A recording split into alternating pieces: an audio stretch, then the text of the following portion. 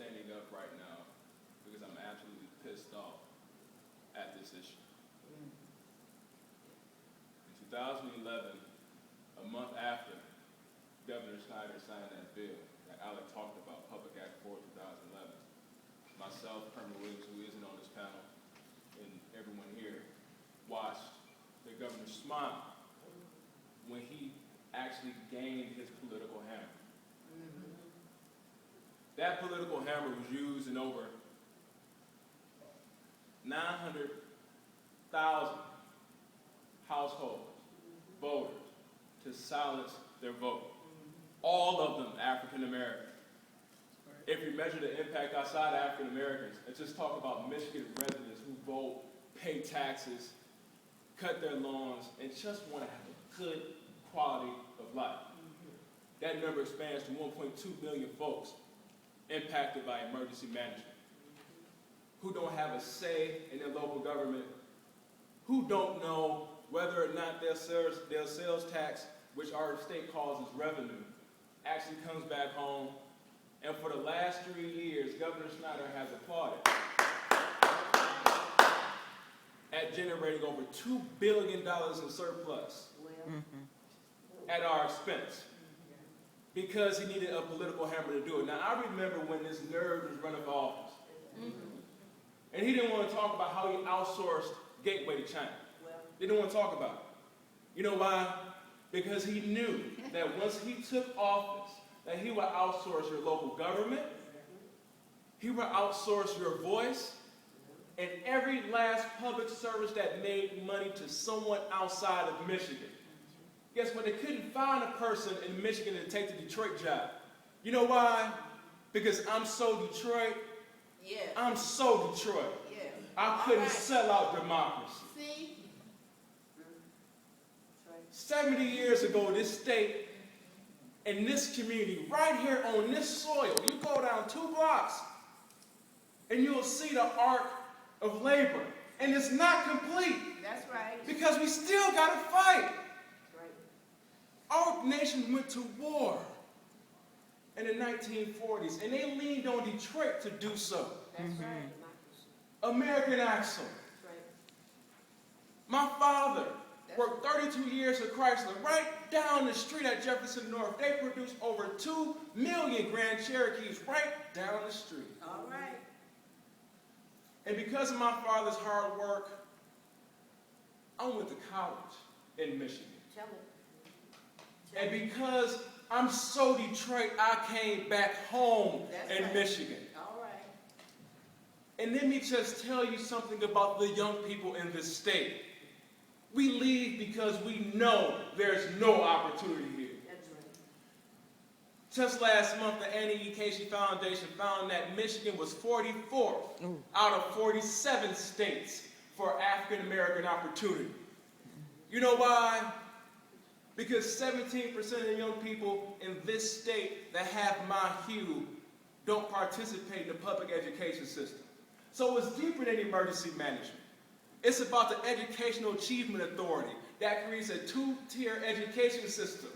And now we're dealing with a 2-tier government where I can vote for the state governor, but I can't vote for my mayor. That's right. The people who naturally in a working democracy partner to build better communities. So I got pissed off, we all got pissed off, and we started a petition drive right on my laptop. And those young guys, those old folks, I'm sorry, John Purge is his name, want to challenge me on font size. So when they said it was 8.5, I said, I know it's not, it's 8.5. Thank you. And then they couldn't find anything to say that our effort was wrong, that we were acting unjust. The only problem was the fact that we spoke up against something that we knew was anti-democratic. In the first PA4, what it would have done, it would have barred any elected official that was serving at the time when the community went into receivership from running for office for another 3 to 10 years. That was the first draft of Public Act 4. And because of their fear of what a So Detroit person would do, they tailored that back a little bit. That's right. But they said, you know what, it won't pass. It won't pass. But what they didn't know is the power of grassroots organizing. That's right. Mm-hmm. That's right. There were 10 of us that started this drive. 10. And it built to 5,000 volunteers across this state. All right. When the labor unions were scared, guess what? The teachers got up and got out. Well, When the Democratic Party was scared, guess what? The Justice Caucus stepped up and stepped out. that's right. Shout it out. Tell it. When President Obama just didn't know what to do about the 10th Amendment in this situation, we ran a petition drive. All right. So let me just tell you what petitions and what people can do. That's right. Alec talked about the overwhelming victory. Governor Snyder thought he had a 60% mandate for this law. 2.3 million people in the state said, hell no, you don't have a mandate. That's right. That's right. 76 out of 83 counties voted down this legislation. This was not just Detroit, it was not just Flint, it wasn't just Benton Harbor, it was Traverse City that said hell no. Because this is an economy killer. That's right. If you outsource the contracts to the people who buy the paper and the toilet paper and the pencils and the paper clips for our municipalities that live in Rifford Township, Livonia, Detroit, or wherever else in this state, and you ask us to get it from Germany, what do? I'm killing jobs. That's right. I'm killing the little man, That's right. the person that makes this country work. So I tell you, this was not about righting the wrongs in our community. We did that already. That's what democracy does. That's right. This is about crushing working families, That's right. That's right. and crushing the future of those families and their support and their belief that our system works.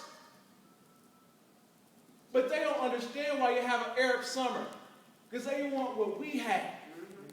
You don't understand why the ANC pushes against apartheid in South Africa, because they want what we have. So why, at this time of crisis, do we turn back to fascism and austerity to build us out of the problem? That's right. Tell it. Teach it out. Tell it. Last week, your unemployment numbers came out. And they said that, wow, unemployment's going down. We're just doing so damn good. But in Detroit, 6 months ago, our unemployment was 22%. Now it's 14%. You know why? Because you haven't extended unemployment insurance. That's right. So you just aren't counting the folks who aren't employed anymore. That's all. Don't bullshit me with these numbers. The numbers I give you are true. That's right. In Rifford Township in the city of Detroit, the gap between the state median and what people actually earn is over $22,000. Again. And you wonder why people can't pay their water bill. I can't put enough gas in my car to even get downtown. That's why this room isn't full. That's why Detroit isn't in the audience. So thank you, Netroots, for coming here. That's right. But let me just remind you that the seats that need to be here in this room can't afford to get here. The people power that we need to move the progressive movement forward right. for a right. better state and a better country can't afford to get here anymore. They bought off your churches. They closed your community centers. They have no more open space. There is no more space for democracy in Michigan anymore. That's right. And they ask you to vote. So after we kicked Governor Snyder's ass in November 2012, I had the pleasure of meeting not with him, but with all of his cabinet members. And I told him, what's up? What y'all gonna do? What y'all gonna do? I'm so Detroit. And they said, well, we have a new fashion that we heard your concerns. I was like, how the hell you hear my concerns? You ain't asked me nothing yet.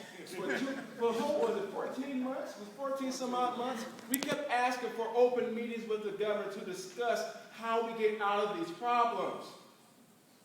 None. I sat next to the assistant treasurer at the University of Michigan. That was the first time I actually sat next to these guys. And it took the University of Michigan to invite them. And they said, you know what? Marvin Marshall stood up in the meeting, and he had this little stick of dynamite. He said, it's plutonium-436. This is the new emergency manager law. We're going to call this the Local Accountability and Fiscal Whatever Act, not emergency management. But guess what it did? It gave us Kevin Orr. And then it gave us a system that would say, no, I won't sell you a public utility without a public vote, but what I will do is continue to outsource and contract and sell whatever else I can. So right now, you've seen the poorest of us be forced not only just to pay for the service of good, clean water, but to encourage the sale of the largest public water system in the United States. Because they want to dissolve every public account possible to privatize.